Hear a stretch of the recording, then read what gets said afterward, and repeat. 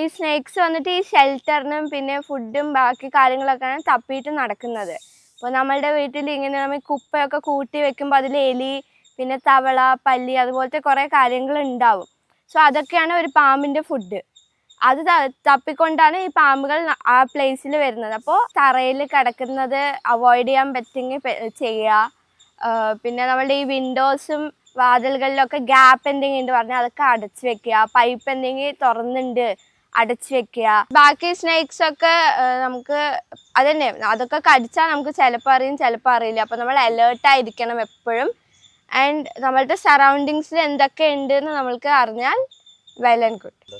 ഞാൻ അവിടെ sloth bears, എലിഫൻറ്റ്സ്, tigers ഇതൊക്കെ കുറിച്ച് പഠിച്ചിട്ടുണ്ട്, ഫോട്ടോസും എടുത്തിട്ടുണ്ട്, നല്ല എക്സ്പീരിയൻസസ് ഉണ്ട്. ആൻഡ് എനിക്ക് കിട്ടാൻ പറ്റിയ നോളേജൊക്കെ ഞാൻ എക്വയർ ചെയ്യാൻ ട്രൈ ചെയ്യുന്നുണ്ട്. കേരളത്തിലൊരു സാഹചര്യം അറിയാമായിരിക്കുമല്ലോ, ഡെയിലി പാമ്പ് കടി കേൾക്കുകയാണ് കുട്ടികൾ പാമ്പ് കടി. എന്തുകൊണ്ടാണ് ഇപ്പോൾ ഇത്ര പാമ്പ് കടി സംഭവിക്കുന്നത്? ഇപ്പോൾ വന്നിട്ട് ഈ ചൂട്ടുകാലത്തിൽ ഈ പ്രാവശ്യം ചൂട് കൂടുതലാണ്. അപ്പോൾ ഈ പാമ്പുകൾ വന്നിട്ട് ഈ ഷെൽട്ടറിനും തണുപ്പിനുമാണ് നമ്മളുടെ ഈ വീട്ടിൻ്റെ ഉള്ളിൽ കയറുന്നത്. സോ അതൊരു മെയിൻ കോസ് ആവാം. ഇതിനെയും കാട്ടിലും എനിക്ക് അത്ര ഡീറ്റെയിൽ ആയിട്ട് അറിയില്ല, പക്ഷെ ഇത് ഒരു മെയിൻ കോസ് ആണെന്ന് ഞാൻ കണ്ടെത്തിയിട്ടുണ്ട് ഇതുവരെ. അപ്പോൾ ചൂട് ഇതിനൊരു ശീതരക്തമാണ് നമ്മൾ കേട്ടിട്ടുണ്ട്. അപ്പോൾ ഇത് ചൂട് കൂടുതൽ കൊണ്ട് ഒരിക്കലും പുറത്തേക്ക് ഇറങ്ങില്ലെന്നാണ് ചില വിദഗ്ധർ പറയുന്നത്. അപ്പോൾ അത് നമുക്ക് അങ്ങനെ അങ്ങോട്ട് വിശ്വസിക്കാൻ പറ്റുമോ? ജനറലി പറയാൻ പോയാൽ സ്നേക്സ് വന്നിട്ട് അവർ തണുപ്പും വേണം, പക്ഷെ അവർക്ക് ഇത്ര ചൂടും താങ്ങാൻ പറ്റില്ല എന്നാണ് ഞാൻ വിശ്വസിക്കുന്നത്. സോ ഈ സ്നേക്സ് വന്നിട്ട് ഈ ഷെൽട്ടറിനും പിന്നെ ഫുഡും ബാക്കി കാര്യങ്ങളൊക്കെയാണ് തപ്പിയിട്ട് നടക്കുന്നത്. അപ്പോൾ നമ്മളുടെ വീട്ടിൽ ഇങ്ങനെ നമ്മൾ കുപ്പയൊക്കെ കൂട്ടി വെക്കുമ്പോൾ അതിൽ എലി പിന്നെ തവള പല്ലി അതുപോലത്തെ കുറേ കാര്യങ്ങൾ ഉണ്ടാവും. സോ അതൊക്കെയാണ് ഒരു പാമ്പിൻ്റെ ഫുഡ്. അത് തപ്പിക്കൊണ്ടാണ് ഈ പാമ്പുകൾ ആ പ്ലേസിൽ വരുന്നത്. അപ്പോൾ നമ്മൾ ആ പ്ലേസ് വന്ന് നമ്മൾ ഇത്രയും കൂടി നീറ്റായിട്ട് വെച്ചാൽ സ്നേക്സ് അവിടെ വരുന്നത് കുറയാൻ ചാൻസ് ഉണ്ട്. പാമ്പ് എന്തായാലും നമ്മുടെ പരിസരങ്ങളിലെല്ലാം ഉണ്ട്. ഒരു പാമ്പ് കടിയിൽ രക്ഷപ്പെടാൻ നമ്മൾ എന്തൊക്കെയാണ് ചെയ്യുന്നത്? ഞാൻ പറഞ്ഞ പോലെ തന്നെ ഈ പ്ലേസ് ഒന്ന് നീറ്റായി വെക്കുക. പിന്നെ കൂടുതൽ ഈ തറയിൽ കിടക്കുന്നത് അവോയ്ഡ് ചെയ്യാൻ പറ്റുമെങ്കിൽ ചെയ്യുക.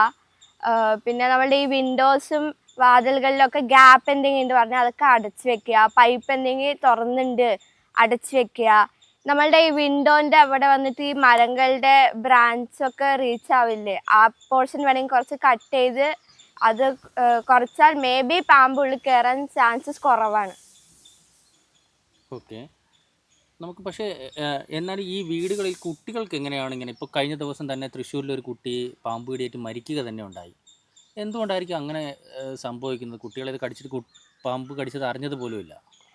ഫസ്റ്റ് ഓഫ് ഓൾ ആ കുട്ടീൻ്റെ ഫാമിലിക്ക് കണ്ടോലൻസസ്. ഇത് അൺഎക്സ്പെക്റ്റഡ് ആയിരുന്നു, പക്ഷേ ഇപ്പം നമ്മൾ ഒന്നും പ്രെഡിക്റ്റ് ചെയ്യാൻ പറ്റില്ല.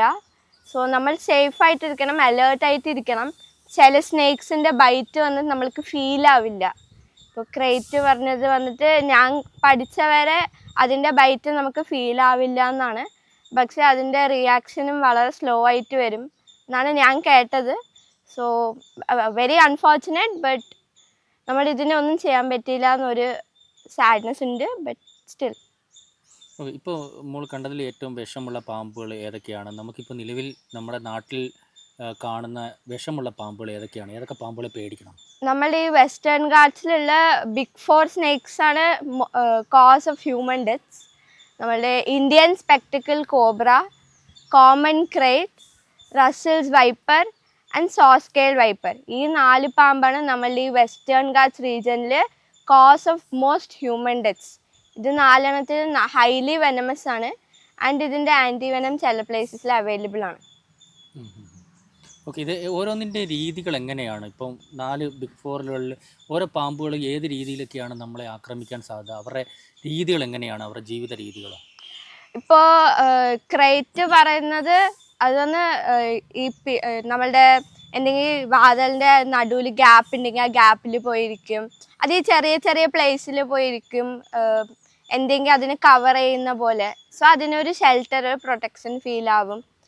പിന്നെ അതിൻ്റെ ബൈറ്റ് അത്ര നമുക്ക് ഫീൽ ആവില്ല, ഒരു എരുമ്പ് കടിക്കുന്ന പോലെയാണ് ഞാൻ കുറേ ബുക്സിലൊക്കെ വായിച്ചത്. പ്ലസ് ബാക്കി സ്നേക്സ് ഒക്കെ നമുക്ക് അതന്നെ അതൊക്കെ കടിച്ചാൽ നമുക്ക് ചിലപ്പോൾ അറിയും ചിലപ്പോൾ അറിയില്ല. അപ്പോൾ നമ്മൾ അലേർട്ടായിരിക്കണം എപ്പോഴും. ആൻഡ് നമ്മളുടെ സറൗണ്ടിങ്സിൽ എന്തൊക്കെ ഉണ്ട് എന്ന് നമ്മൾക്ക് അറിഞ്ഞാൽ വെൽ ആൻഡ് ഗുഡ്. അപ്പോൾ അണലിയാണ് ഇതിൽ ഏറ്റവും ഭീകരം എന്ന് കേട്ടിട്ടുണ്ട്, ശരിക്കുമാണോ?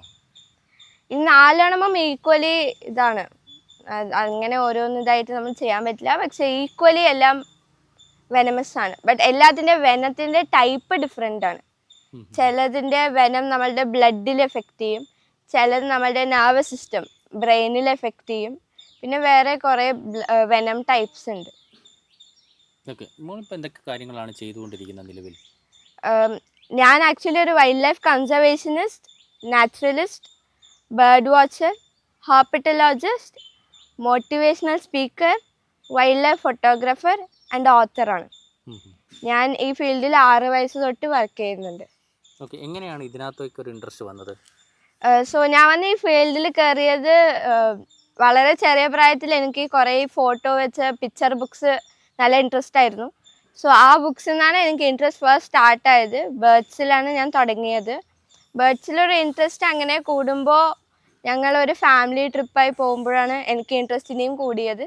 അപ്പോൾ ഞങ്ങൾ പാലക്കാട് നിന്ന് അപ്പം തന്നെ ഊട്ടിക്ക് ഷിഫ്റ്റായി. ഊട്ടിയിലാണ് ഞാൻ എൻ്റെ മോസ്റ്റ് ഓഫ് ഫീൽഡ് വർക്ക് ചെയ്തത്, മുതുമലൈ ടൈഗർ റിസർവിൽ. ഓക്കെ, അവിടെ എന്തൊക്കെ കാര്യങ്ങളാണ് ചെയ്യുന്നത്? ഏതൊക്കെ വൈൽഡ് ആനിമൽസിനെ കണ്ടിട്ടുണ്ട്? അവരെയൊക്കെ പിക്ചേഴ്സ് എടുക്കാൻ പറ്റിയിട്ടുണ്ട്? അവരെക്കുറിച്ച് പഠിക്കാൻ പറ്റിയിട്ടുണ്ട്?